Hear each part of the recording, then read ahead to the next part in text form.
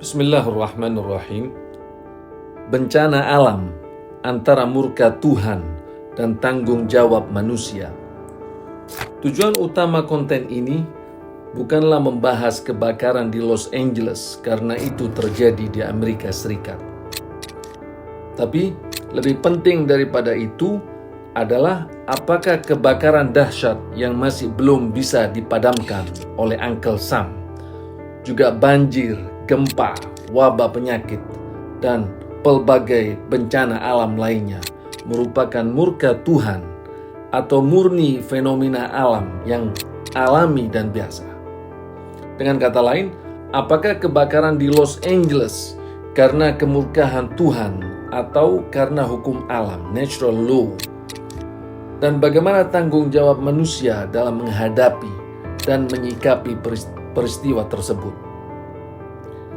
Di Barat, pengikut dogmatis Kristen tidak banyak berbeda dengan dogmatis Islam. Para penganut Kristen yang sejati di USA dengan cepat mengartikan bahwa kebakaran di LA adalah sebagai laknat dan balasan Tuhan setelah 2 hari sebelumnya komunitas Hollywood memaki dan meledek Tuhan. Begitu juga para muslimin yang religius di Timur Tengah menafsirkan kebakarannya menghancurkan wilayah yang jauh lebih besar daripada wilayah Gaza di Palestina. Dalam hitungan hari, sebagai balasan Allah atas kebrutalan politik Amerika Serikat yang mendukung genocide Israel di Gaza, Palestina. Kita adalah manusia yang mempunyai perasaan dan sentimen, dan hal ini sering mempengaruhi kita dalam mengambil sikap, ide, dan keputusan atas sesuatu yang terjadi di sekitar kita atau di belahan negeri lainnya. Namun, pada waktu yang sama perlu diingat bahwa kita juga adalah manusia yang berakal dan rasional. Semua kita seyogyanya bersikap seperti sabda Rasul Shallallahu Alaihi Wasallam, "Al-mu'min harisun fatin." Seorang mukmin haruslah peduli dan cerdas. Banyak ayat-ayat Al-Quran yang mengisyaratkan bahwa Allah menciptakan alam semesta yang sistematis. Semua mempunyai sistem sendiri yang unik sekali. Dan tugas kita sebagai manusia adalah mempelajari fenomena alam yang sistematis tersebut dan menjaganya.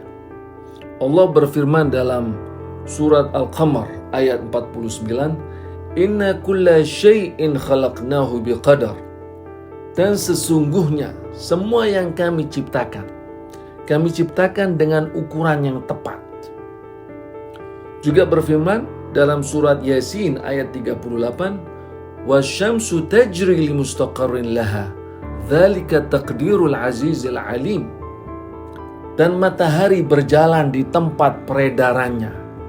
Demikianlah ketetapan yang maha perkasa, lagi maha mengetahui. Ketika gempa 6.5 Richter scale terjadi di Tokyo, Jepang, hanya menimbulkan beberapa korban luka-luka. Tapi tanpa bermaksud mengurangi rasa hormat. You can imagine, Anda bisa bayangkan betapa banyak korban yang meninggal jika peristiwa dan skala yang sama terjadi di Bangladesh atau Pakistan. Ini bukan persoalan takdir semata, tapi ini soal manajemen mengelola bencana.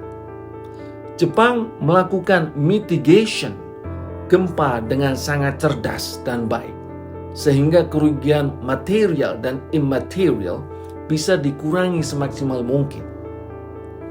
Faktor pembedanya sangat simpel sekali.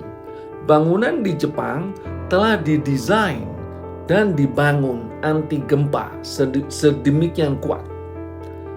Jadi, Jepang mengalami sedikit korban dalam bencana alam, bukan karena mereka lebih religius daripada bangsa Bangladesh dan Pakistan, namun karena mereka lebih siap dan cerdas dalam mengelola bencana dan melakukan mitigation gempa. Maka bencana alam adalah peristiwa yang tak bisa dihindari. Tapi bagaimana kita mengurangi dampak buruknya dan kerugiannya, itu kembali kepada kesiapan dan kesungguhan kita.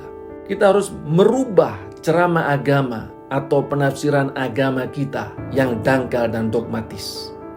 Karena pemahaman dan penafsiran seperti ini akan merusak reputasi keislaman kita dan tentu agama itu sendiri. Di samping itu, hal ini tidak memberikan solusi pada pokok problem tersebut. Penafsiran dan penjelasan yang dangkal terhadap bencana alam itu pernah terjadi di benua Eropa, yang pada akhirnya menjadikan bangsa Barat lari dan berpaling dari agamanya. Ketika Black Plague atau wabah hitam yang membunuh jutaan atau sepertiga penduduk Eropa pada tahun 1347, para pastor-pastor gereja menjelaskan bahwa wabah datang karena dosa-dosa kita terhadap Tuhan. Contoh lain adalah kekalahan Rasulullah dan para sahabatnya pada perang Uhud. Bukan karena kurang beribadah dan bertakwa, namun karena sebagian mereka tidak menerapkan strategis ilmu perang yang telah diperintahkan oleh pemimpinnya.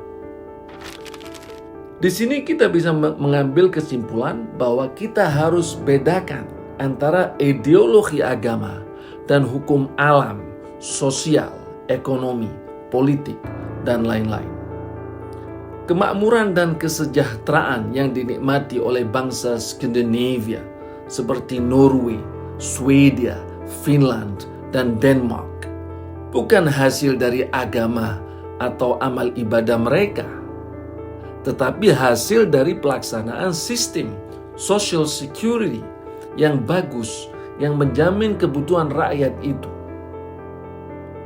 Dan sebaliknya, kemiskinan dan kemunduran di negeri-negeri muslim yang rajin beribadah seperti sholat dan puasa disebabkan oleh sistem yang salah dan ketidakadilan yang merajalela.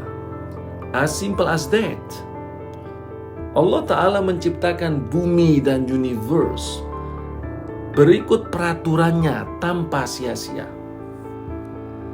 Dan kita manusia sebagai khalifah yang harus mengelolanya dengan baik dan adil dan tidak merusak ekosistem yang bisa mengakibatkan kehancuran kepada kita sendiri.